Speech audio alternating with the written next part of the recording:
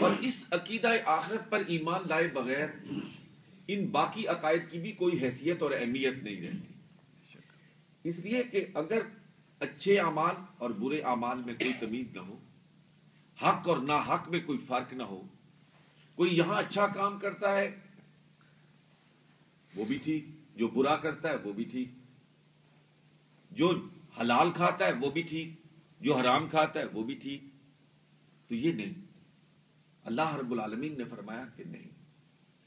ہم نے اس دنیا میں تمہیں عمل کے لیے بھیجا ہے،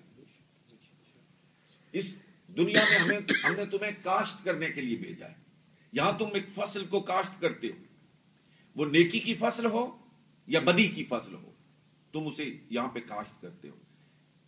کل ایک اور دنیا آنے والی ہے جو مستقل دنیا ہے،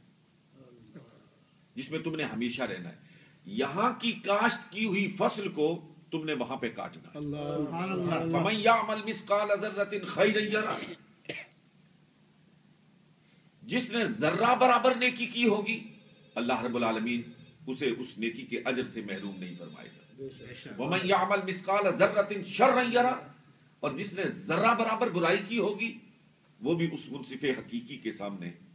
کھڑا ہوگا اور اپنے عمل کے بارے میں اسے جواب دہ ہونا پڑے گا۔ عام طور پر یہ ذہن میں سوال پیدا ہوتا ہے، ہر ذی شعور کے ذہن میں پیدا ہوتا ہے، جو سوچنے والا ہے سمجھنے والا ہے اس کے ذہن میں سوال پیدا ہوتا ہے کہ انسان مر گیا، کچھ لوگ ہیں اسے جلا دیتے، آپ کے ہندوستان میں آج بھی میتیں جلائی جاتی ہیں اور ان کی راکھ کو پانی میں بہا دیا جاتا ہے، پہاڑیوں کی برف پوش پہاڑیوں کی چوٹیوں پر پھینک دیا جاتا ہے۔ اور زرتشت مذہب کو دیکھیں تو وہ مچانوں پہ میتوں کو باندھ دیتے تھے، وہاں پہ درند پرند چرند آ کے ان کو کھا جاتے تھے، یعنی انسان کے ساتھ مختلف سلوک روا رکھے جاتے ہیں۔ ہم اسے اس مٹی کی خوراک بنا دیتے، زمین میں دفنا دیتے، جہاں سے یہ انسان آیا تھا وہیں اس کو پہنچا دیتے۔ تو ذہن میں سوال یہ پیدا ہوتا ہے کہ کوئی کسی درند پرند چرند کے پیٹ میں چلا گیا، کوئی اس زمین کی خوراک بن گیا، کسی کو جلا کے راکھ بنا دیا گیا، تو پھر اس انسان کو وجود کیسے ملے گا اور پھر یہ جزا اور سزا کا عمل کیسے ہوگا؟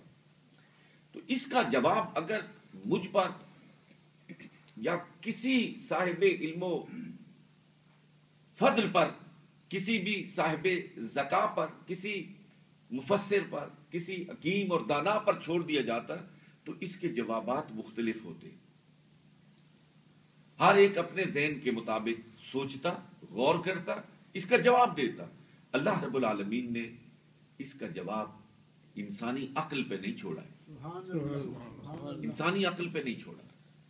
فرمایا کہ تم اس بات پر غور کرو کہ تم تھے کیا تھے؟ ایک پانی کی بوند، یہی تھے نا، اور ماں کے پیٹ میں تھے، تو اس پانی کی بوند کو یہ ناک کس نے دیا؟ سبحان اللہ۔ یہ کان کس نے دیے؟ یہ ہاتھ کس نے دیے؟ اور یہ پاؤں اور یہ قوت سماعت اور یہ قوت بصارت اور یہ خوبصورت انسان کا ایک وجود بخش کر اس عالم وجود میں اسے کون لایا ہے؟ تو اگر تمہیں اپنی ابتدا پر یقین ہو کہ میری ابتدا کہاں سے ہوئی تھی، تو جو رب کائنات، رب قادر و قدیر ایک قطرہ آب کو یہ ساری صلاحیتیں اور یہ سارے اوصاف اور یہ سارے محاسن دے سکتا ہے کہ ہاں پہلی دفعہ کسی چیز کو بنانا مشکل ہوتا ہے یا دوسری دفعہ بنانا مشکل ہوتا ہے؟ سبحان اللہ۔ جو پہلی دفعہ بنانے پہ قادر ہے وہ دوسری دفعہ بنانے پہ قادر نہیں۔ اور یہی سوال حضرت ابراہیم علیہ السلام نے اپنے رب سے کیا، وَإِذْ قَالَ إِبْرَاهِيمُ رَبِّ أَرِنِي كَيْفَ تُحْيِي الْمَوْتَى، سبحان اللہ۔ حضرت ابراہیم کا سوال تھا کہ اے اللہ میں جاننا چاہتا ہوں وَإِذْ قَالَ ابراہیم، جب ابراہیم نے کہا رب ارنی، اے رب میں دیکھنا چاہتا ہوں کیف تحیی الموتى، تو مردوں کو کیسے زندہ کرتا ہے، کیسے ان کو جان بخشتا ہے۔ تو اللہ رب العالمین نے ارشاد فرمایا قال اولم تؤمن، اے ابراہیم کیا تیرا اس پہ ایمان نہیں ہے؟ حضرت ابراہیم علیہ السلام نے عرض کیا قال بلا، یقیناً میرا ایمان ہے ایمان، پختہ ایمان ہے، لیکن رب کریم ولکن لیطمئن قلبی، ذرا اپنا اطمینان قلب چاہتا ہوں، اطمینان قلب چاہتا ہوں۔ تو رب کریم نے ارشاد فرمایا کہ اگر ایسی بات ہے تو قال فخذ اربعۃ من الطیر، 4 پرندوں کو پکڑو اور ان کو ذبح کرو، ان کے ٹکڑے ٹکڑے کرو، ان کا قیمہ کر دو